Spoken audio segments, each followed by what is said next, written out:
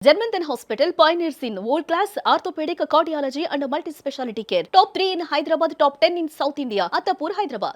Sir అప్పటికి ఇప్పటికి ఎప్పటికైనా ఏవిఎం స్టూడియోస్, సారథి స్టూడియోస్ ఈ రెండు లేకపోతే సినిమాలే లేవు. అంతగా ఇష్టపడే ప్లేస్ ప్రతి సినిమా ఇండస్ట్రీ కూడా ఇక్కడికి వచ్చి సినిమాలు చేస్తున్నాయి.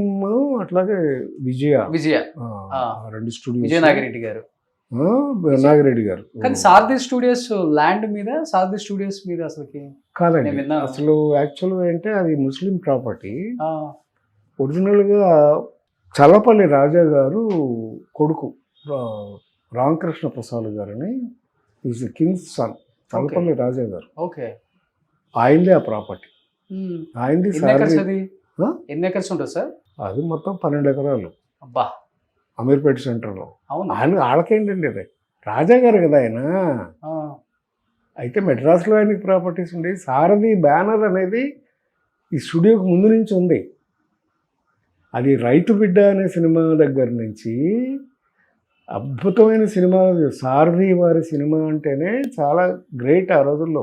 ఓకే, సైలెంట్ రోజుల నుంచి కూడా సినిమాలు తీశారు ఆయన, రామకృష్ణ ప్రసాద్ గారు.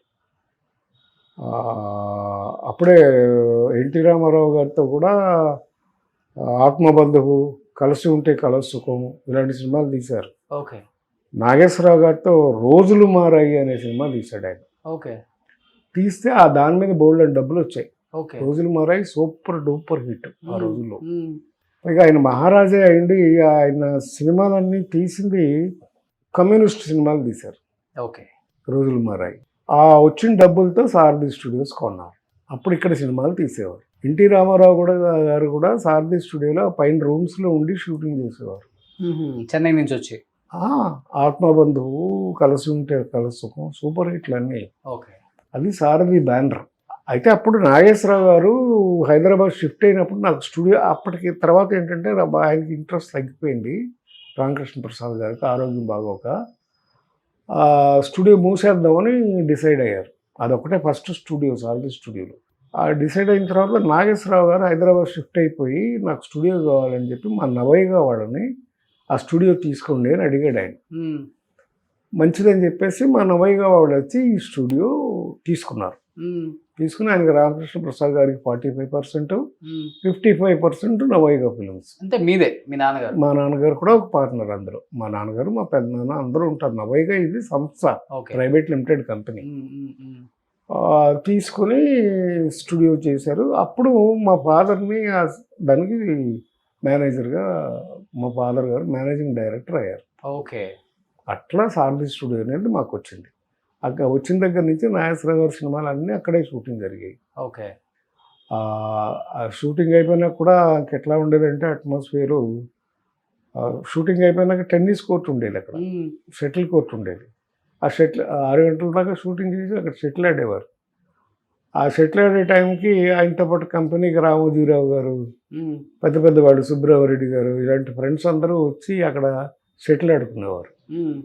అంత ఫ్రెండ్లీగా ఆయనతో వచ్చి కాలక్షేపం చేసి నాగేశ్వరరావుతో వెళ్ళేవారు. అలా ఉండేది సారథి స్టూడియో. సో ఇప్పుడు దాదాపు 200 కోట్లు ఉంటుంది ఎకరం. 12 ఎకరాలు అంటే 2400 కోట్లు. సో ఈరోజు మీకు ఒక ఆఫ్ అంటే మీద ఒక 1400-1500 కోట్లు వస్తే మీరేనా అక్కడ? ఇప్పుడు లేదుగా, అవన్నీ అమ్మేశారు కదా. అమ్మేసేసారు మీరు? ఓకే, అంటే మా ఫాదర్స్ అంటే మా పెద్దనాన్నగారు వాళ్ళ బ్రదర్స్ ముగ్గురు ఉండేవారు.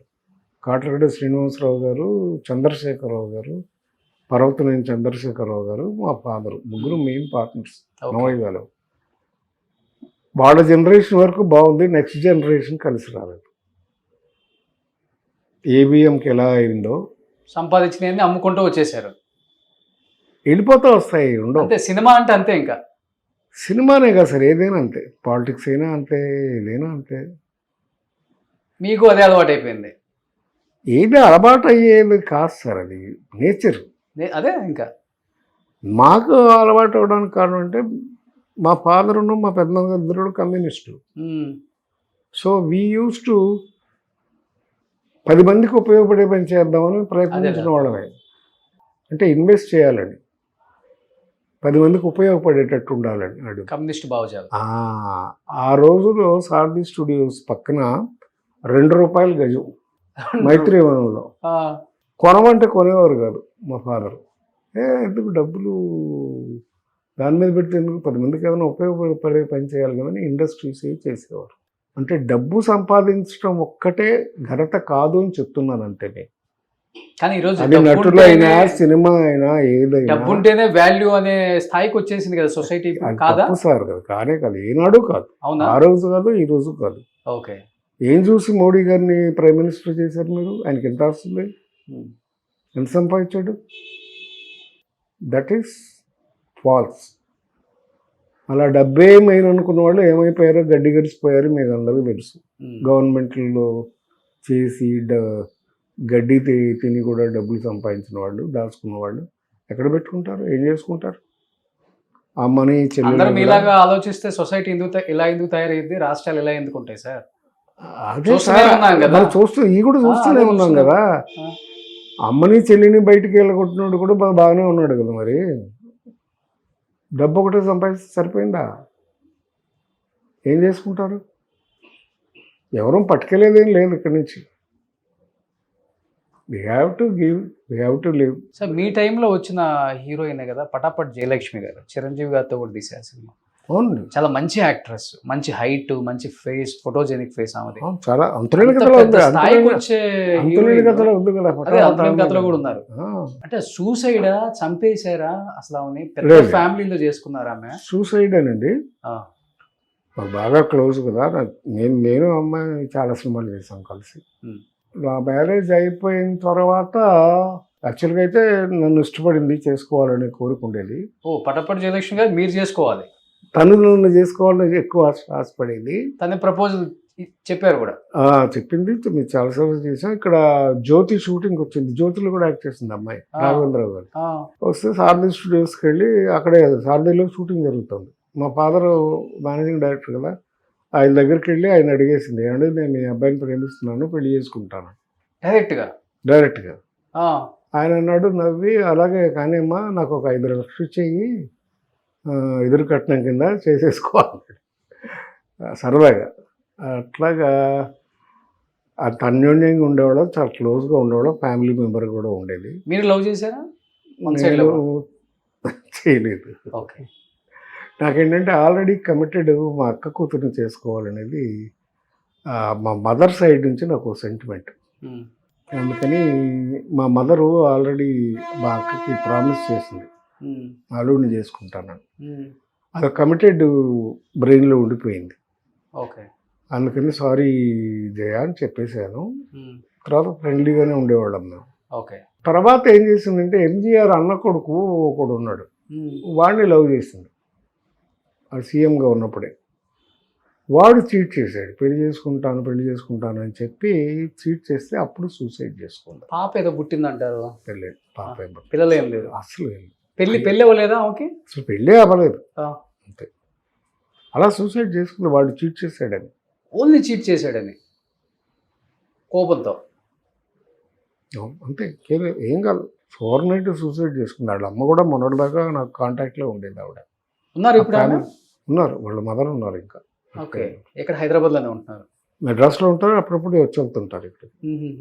కానీ చాలా పటాపట్ జయలక్ష్మి వాళ్ళ నాన్నగారు డబ్బింగ్ ఇన్ఛార్జ్. ఓకే. ఆయన డబ్బింగ్ చేసే టైం నేను కూడా డబ్బింగ్ ఆర్టిస్ట్గా నన్ను కూడా ఎంకరేజ్ చేశారు. ఒక సినిమా కమల్ హాసన్ కూడా మేము ఇద్దరం డబ్బింగ్ చెప్పాం. నేను కమల్ హాసన్కి, హీరోయిన్కి ఏమో పటాపట్.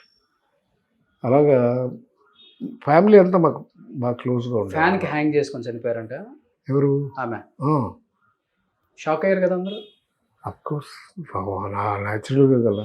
కానీ చాలా పెద్ద హీరోయిన్ అయ్యేవాళ్ళు కదా సార్ ఉంటే వెరీ గుడ్ ఆర్టిస్ట్. అవును, ఆయన చేసిన సినిమాలన్నీ కూడా మంచి సినిమాలే. ఫస్ట్ సినిమా అయితే 2 అమ్మాయిలు, నాగేశ్వరరావు గారు, వాణిశ్రీ గారు. ఆ తర్వాత చాలా సినిమాలు చేసింది. తర్వాత స్వర్గం నరకం, ఆ అమ్మాయికి మంచి పేరు వచ్చిన సినిమా. దాసరి నారాయణరావు గారి 2వ పిక్చరు స్వర్గం నరకం. మోహన్ బాబు గారి ఫస్ట్ పిక్చర్. మోహన్ బాబు పక్కన అన్నపూర్ణ చేస్తుంది. స్వర్గం నరకంలో చాలా మంచి క్యారెక్టర్. చాలా సినిమాలు చేస్తుంది అమ్మాయి, వెరీ గుడ్ ఆర్టిస్ట్. సుమన్ టీవీలో మీ పర్సనల్ అండ్ బిజినెస్ ప్రమోషన్స్ కోసం కింది నెంబర్కి కాంటాక్ట్ చేయండి.